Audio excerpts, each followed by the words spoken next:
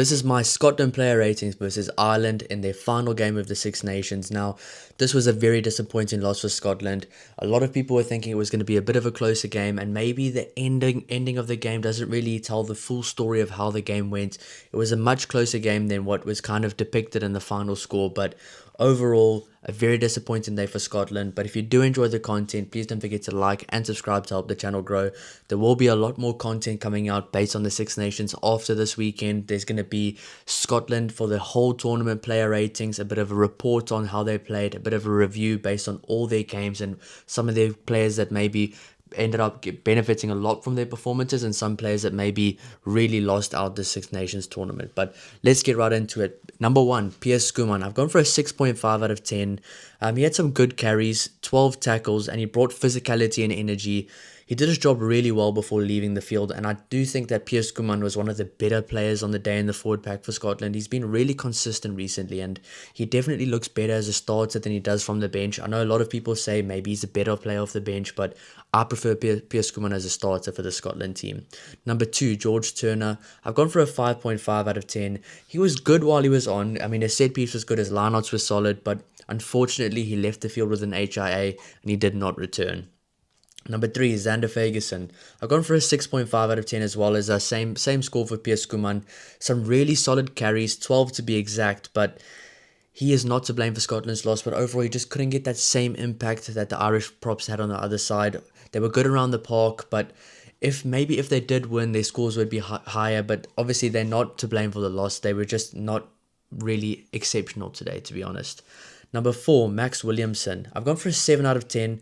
He physically imposed himself today with some big hits, and he operated really well at line-out time. I thought the two locks from Scotland did really well today. They had a lot of pressure on their shoulders going into this game. People saying they're not good enough. The other guys are going to be a big loss for them. But overall, the two locks from Scotland really stepped up today. So a 7 out of 10 for Max Williamson. Number five, Grant Gilchrist. I've gone for a 7.5 out of 10. Worked really hard around the field. Did well at set piece. Made 18 tackles, which is a lot of tackles. And he had a really great pass for Rory Dodge to score his try. So Grant Gilchrist, a 7.5 out of 10. Score probably would be higher if they won, but I think the two locks from Scotland really could be proud of their performance today. They stepped up. They were physical. They imposed themselves physically. They really hung on to the fight, and they really did some really hard unseen work around the park that people didn't see from them. So they operated well in their engine room, and honestly the forward pack from Scotland wasn't that bad today, to be honest. I just think Ireland's forward pack was phenomenal today. Number six, Matt Ferguson. I've gone for a 6 out of 10. I was expecting more from him today. He still worked really hard around the park, but he just wasn't as effective as last week. So a bit of a disappointing performance from him. I was expecting a bit more, especially after his huge performance last week, but maybe it was just too much last week. It took too much out of the players, but I do think Scotland did well to step up the way they did. I know it was never going to be easy after playing such an emotional game like last week, but if you are trying to be the best in the world, you have to try come back and win two big games in a row, which unfortunately they didn't do. Number seven, Rory Dodge. I've gone for a 7.5 out of 10. 10 tackles in the first half alone. That is a lot in the first half.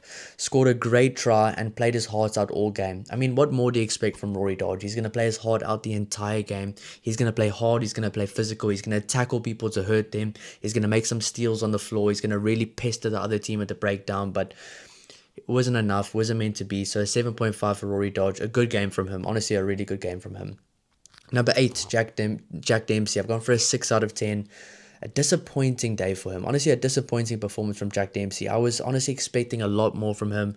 He was not able to impact the game the way he normally does. Normally, he's beating defenders. He's running over people. He's running through teams. But today, Ireland just really contained him really well.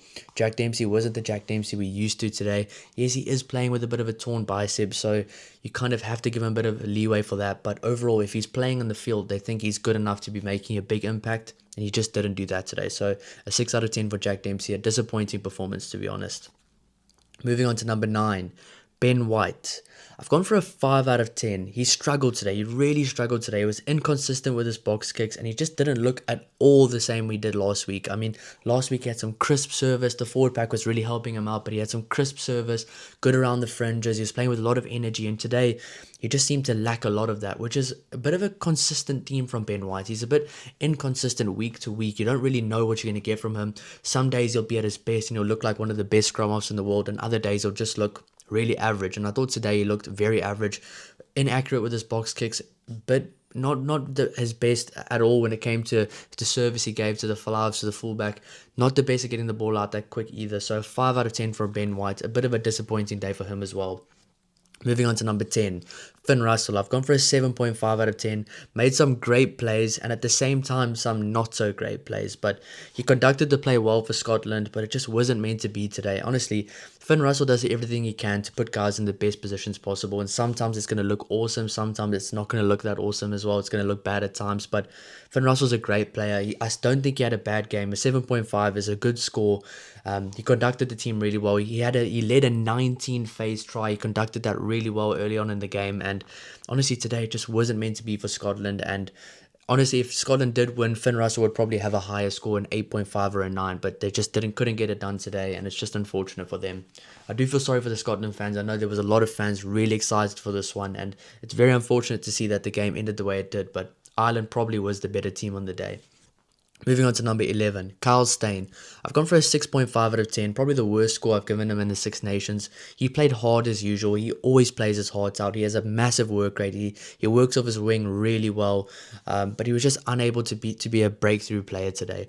Now, when it comes to the entire tournament player ratings for the entire tournament, Kyle Steyn will be up there, probably at a 7.5, an 8, or an 8.5. He'll be around there, so stay tuned for that one. There'll be a lot of higher scores for some of these players because honestly, Scotland did have a good tournament, especially after their disappointing first game. The games in between were really good, much better, and Kyle Steyn will have a much higher score. But today he was just unable to break the game wide open the way he normally does. But his work rate still, I notice his work rate a lot. He works so hard off his wing. He's physical, he's dominant, but he just couldn't break the game today. So 6.5 out of 10 for him.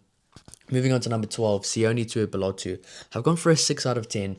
Not the best day for Sione Tuipulotu, who really got outplayed by Stuart McCloskey today. Made some silly handling errors, couldn't get over the advantage line as much as he would have liked. Just didn't impose himself as much as he normally does. And to be honest, a 12 and 13 that are British and Irish line centre pair just looked like they got outplayed today. They didn't look at their best today. And if they were at their best today, if they were playing at a 9 out of 10 or a 10 out of 10 or maybe even an 8 out of 10, the outcome of the game could have looked a lot different today. So moving on to number 13, Hugh Jones. I've also gone for a 6 out of 10. The centre pairing from Scotland today just did not have the impact I would have liked, and Hugh Jones made some silly mistakes, a poor pass to Sione Tuipulotu, and just some uncharacteristic mistakes. But overall, they didn't look bad. They were still good, and I have to rate them against how I perceive them, which is two of the better centres in world rugby. I think these two are a really good centre combination, probably a top 3 centre combination in the world right now. So I have to rate them as if they are a top 3 centre pairing. And today they just didn't look like that. Today they look like a top 10 centre pairing, not a top 3. So disappointing day for them as a centre pair, but they will bounce back, and they are a phenomenal experienced centre pair, which is just going to gain even more experience together at club level this year, playing some knockout games, some really important games before the Southern Hemisphere tour later this year, where they're going to be playing South Africa in South Africa, and some really tough games as well. So that's going to be very interesting to see. Moving on to number 14, Darcy Graham. I've gone for a 7.5 out of 10. He was lively as always.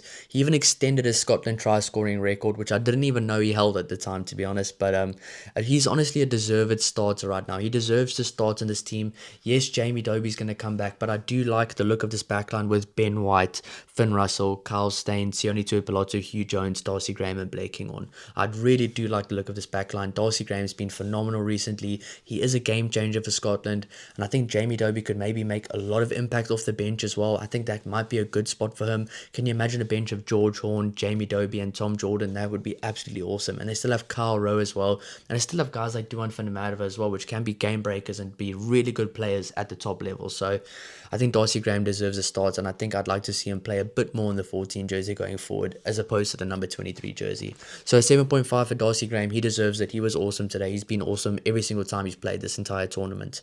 Moving on to number 15, Blair Kinghorn. I've gone for a 6.5 out of 10.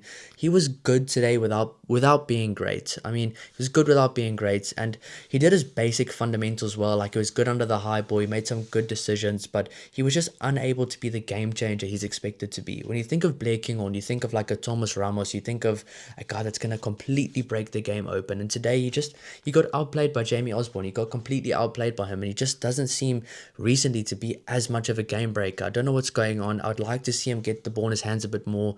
Maybe are we hyping him up maybe a bit too much recently? I don't know, because I've been trying to see this Blair King on playing at his best the way he does for Toulouse for a while now, and he just hasn't. Honestly, over the last year, I can't remember one performance from Blair King on where he was exceptional. So that is a bit of a worry. I'd like to see him back at his best. Hopefully he can get there. If you do agree with some of these comments, let me know in the comment down below. If you disagree as well, let me know. Let's talk about it. That's just my perspective on Blair King on. So 6.5 for him.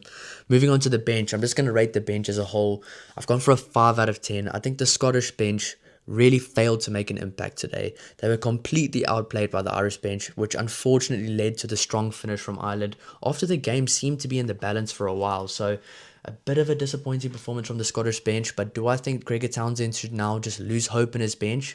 No, there's a lot of injuries right now. If you think Max Williamson and Grant Gilchrist haven't even been starting recently, they might be in the bench going forward. So they have a lot of guys that can add a lot of impact coming from the bench.